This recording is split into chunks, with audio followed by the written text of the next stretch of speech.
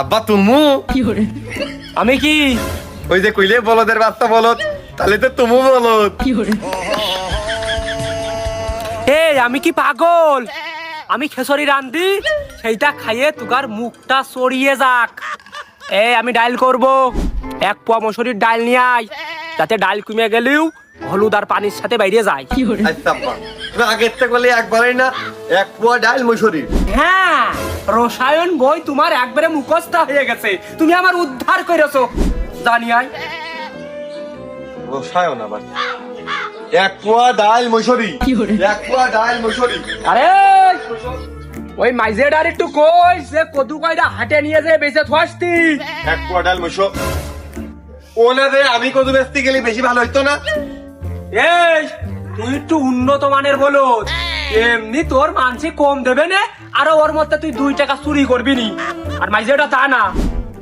আব্বা বলদের বাচ্চা বলো, তাহলে তো আমি তো হলে তুমু। 1 পোয়া ডাল মসুরি।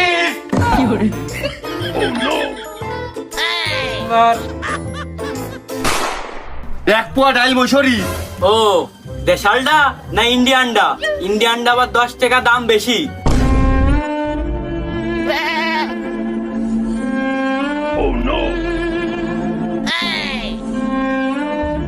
এ তো বাল আমার বাড়িতে গোসল করে গরুর খাদ্য হয়ে যায়।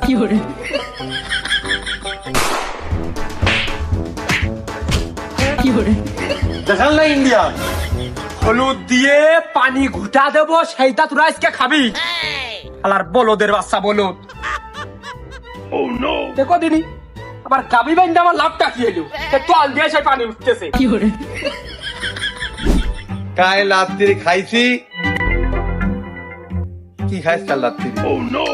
সকালে খাইছি আমাদের গাছের কদু ঘুটা, এখন পানি ঘুটা। কদু ঘুটা ভালো লাগলো না, পানি ঘুটা কিরম লাগবেন তা কবে কিটা? আবার তুমি এটা খাবা? না, আমার পেট ভরিয়ে গেছে। তাহলে আর একটু বেশি করে দিয়ে না। আমি পারি না আর পারি না।